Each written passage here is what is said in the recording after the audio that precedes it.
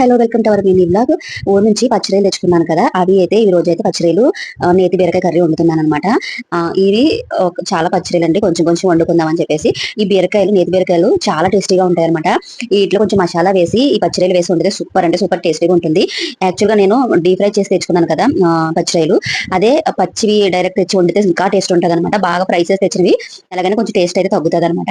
ఇక్కడైతే నేను ఉల్లిపాయలన్నీ వేపేసి ఇక్కడ పచ్చిరొయ్యలు కూడా వేసేసి వాటితో పాటు ఫ్రై చేసేస్తున్నాను అనమాట. ఇవన్నీ ఫ్రై అయిపోయిన తర్వాత ఈ లోపు బీరకాయలన్నీ చెక్కేసి చక్కగా కట్ చేసి పక్కన పెట్టేసుకున్నాను.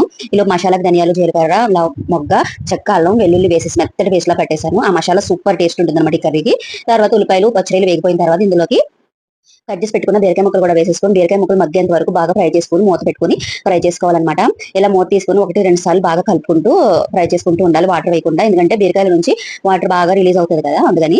ఇంకా ఈ బీరకాయలు బాగా ఫ్రై అయిపోయిన తర్వాత ఇందులోకి నేను మిక్సీ పట్టుకున్న మసాలాలు వేసేసుకున్నాను. తర్వాత ఉప్పు, కారం, పసుపు అన్ని సరిసమానంగా వేసేసుకుని ఒకసారి బాగా ఫ్రై చేసేసుకోవడమే. చూడండి, ఈ విధంగా ఫ్రై చేసేసుకుని మళ్ళీ ఇందులో కరివేపాకు కూడా యాడ్ చేసేసుకున్నాను.